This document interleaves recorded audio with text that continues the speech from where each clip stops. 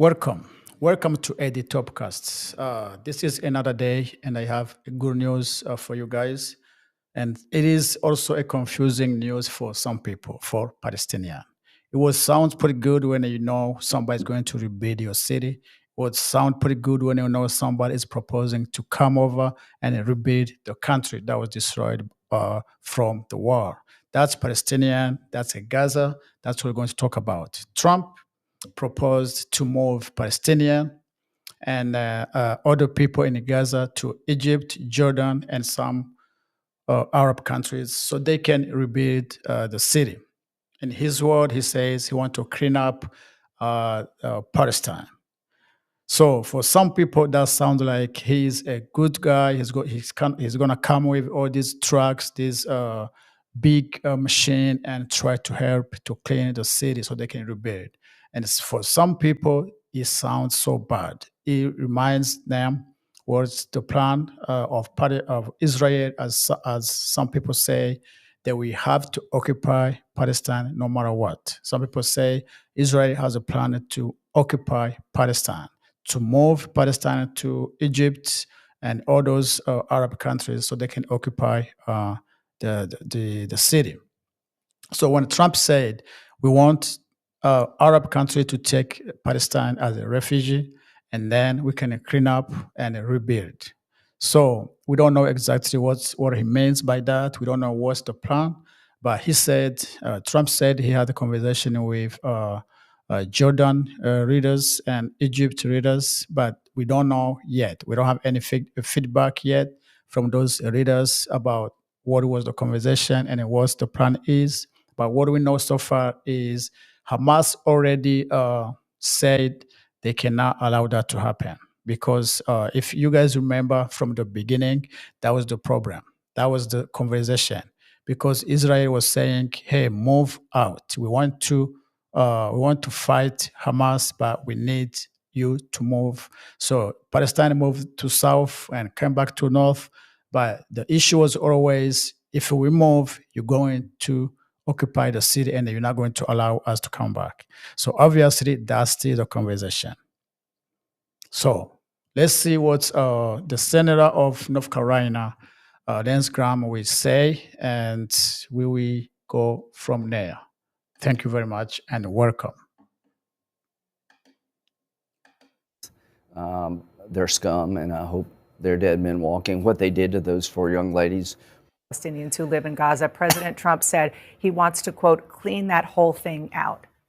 What does that mean? You know, I really don't know. I do know this, that Hamas needs to go. All these guys with masks on and guns, they're scum, and I hope they're dead men walking. What they did to those four young ladies, parade them in front of the Palestinian community and put them on the world stage, was disgusting. My heart breaks for what they've gone through. So the idea Hamas survives is a non-starter for me. But the idea that all the Palestinians are going to leave and go somewhere else, I don't see that to be overly practical. I don't know what he's talking about, but go talk to MBS, go talk to the UAE, go talk to Egypt. What is their plan for the Palestinians? Do they want them all to leave? You've been going there. What is the plan? Well, I think they want the Palestinians to be able to live with dignity and security for Israel. But you got to get rid of Hamas first. You can't do this without getting rid of Hamas. You're dead right. Hamas is the problem for the world, not just the Palestinians. But the question you asked is a good one. Does the Arab world support sending all the Palestinians out of Gaza? I'd be surprised if they did. I want to turn to a moment. Yeah, so that's what's been going on, okay? That's what's been going on all the time. And the Lance Graham knows what he's talking about. He's been in this politics for a while. He's a military. He knows what he's talking about. So Arab countries, they cannot take Palestine. They cannot move Palestinians. They cannot move Palestinian from Gaza because they are afraid that whatever people are saying that Israel is going to occupy the city forever may just happen. So it is a very sad day. Let me tell you this. Imagine if Trump was talking to President Zelensky of Ukraine. Imagine if he was sending him a message, say, hey, move the people from this city, we're going to rebuild. They're going to move out overnight, okay? But it is so sad for the poor people of Gaza to have that kind of mercy. We don't know. We don't know. In case Trump had a good will, and I assume he has a good will. He wants to rebuild. Okay, but imagine the people lost all the houses. The city is a mess, but they cannot allow to come. They cannot allow to go out and come back after reconstruction because they are so afraid that if they move them out, they're not going to allow them to come back. It's so sad. It is so bad.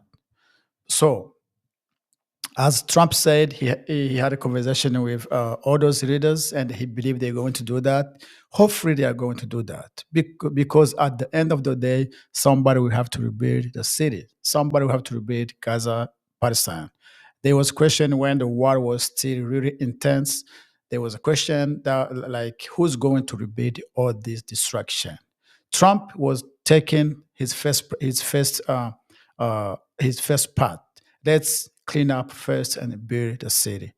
I hope it's going to happen. I hope they're going to find out how to do that because if you guys see what's going on, if you guys see the demolition of the city, what it looks like, you guys will be shocked. You will be surprised.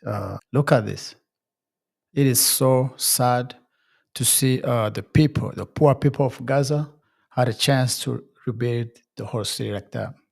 They had a chance to rebuild, and I'm very sure it was not just to rebuild. It was going uh, to uh, to refinance all the city so people can come back to their normal life.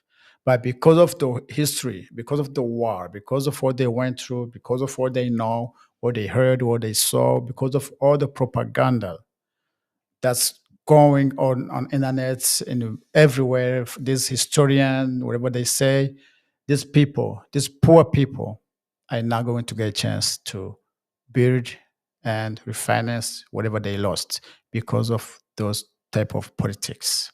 So it is so sad. But I'm telling you, it's gonna be the same thing. It's gonna be the same thing when Putin and Zelensky sign a ceasefire. That's what's gonna happen, and I guarantee you, Ukraine is going to be a rebuild very, very fast than Gaza, because there's not going to be this type of discussion. There's not going to be this type of uh, fear when people be like, oh, maybe they're not going to allow us to come back. They're going to rebuild it very fast. So pray for Palestine, pray for Gaza, pray for the people, pray for these kids, because it is so bad, it is so sad. It really doesn't make any sense how these people can live in fear like this until now, to the point they cannot even allow external people to rebuild the country because they're afraid of occupation. It is a bad moment for the people. So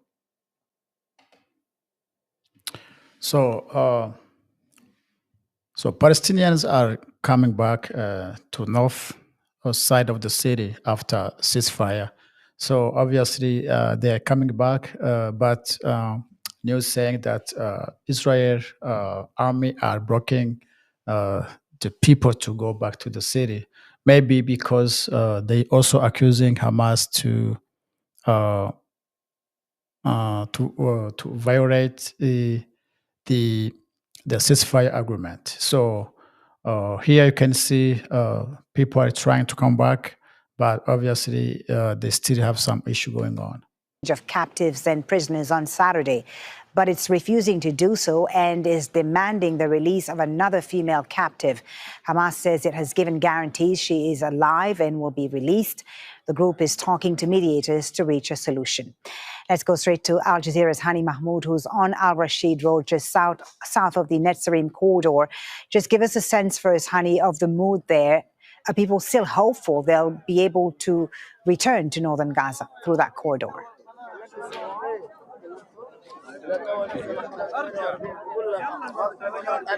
Well, as of this moment, what we're seeing and we're hearing it from people as we walk into the live position, we couldn't help but hear people talk about the sense of despair that they're having right now. It's unfortunately by the time all the excitement and all the happiness and all the sense of hope, that they had started to fade away as the news about their return to the northern part of Gaza is becoming very difficult by the hour, and it happened to coincide with the Trump statements that it was made last night.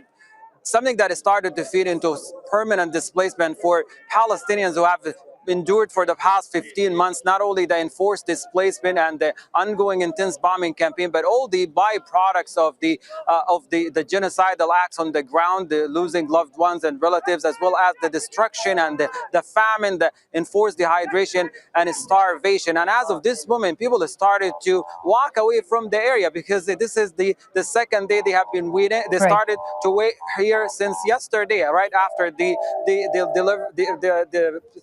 4 captives were handed over and waited and slipped over the night. It's becoming very difficult now to see like people are still hopeful, but it's hard to tell what's going to happen in the coming hours as negotiations are taking place. Indeed, a great deal.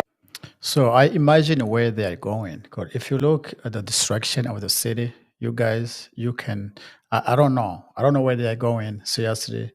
Because there's no house that stay up. Everything is demolished. Nothing is up. Nothing is working. There's no water. There's no electricity.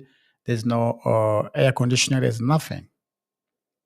So it's so sad. It's so sad. But hopefully Trump and Saudi Arabia, Qatar, Egypt and Jordan and those Arab countries that are going to be able to make some deals done and start to rebuild the city. Trump is he's hardworking person. You can see, did you saw guys how he did the deal he made with the California mayor about rebuilding California.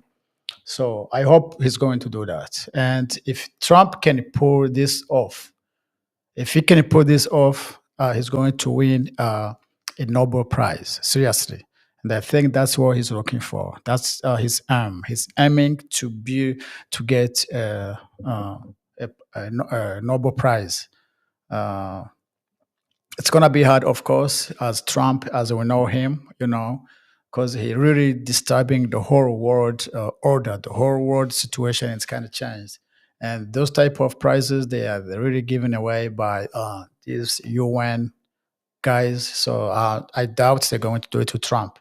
But if you remember, to President Obama, he received the Nobel Prize for, I think, peace or something, just right after he won election. So Trump, I think that's the plan. That's what he's looking for, because I don't see how Trump will going to really try to rebuild Gaza.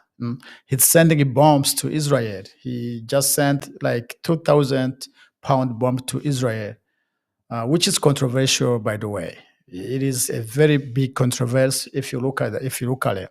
He just sent a 2,000-pound bomb to Israel, and now he come back say we want to send these people out to rebuild the city. So, but Trump is unpredicted. You cannot predict Trump. He's unpredictable. So he maybe have a good plan for Gaza, but we don't know yet. We will see. So thank you, guys. Please consider to subscribe to my channel. Consider to like the content. Consider to join this fight for peace, social and finance freedom. That's my goal. My goal of this project is to make sure the community is where the community doing good. So I'm focusing on social, finance, and information. So please consider to subscribe to the channel. I appreciate that. Thank you very much, and enjoy the day, and have a nice Sunday. Thank you. Bye.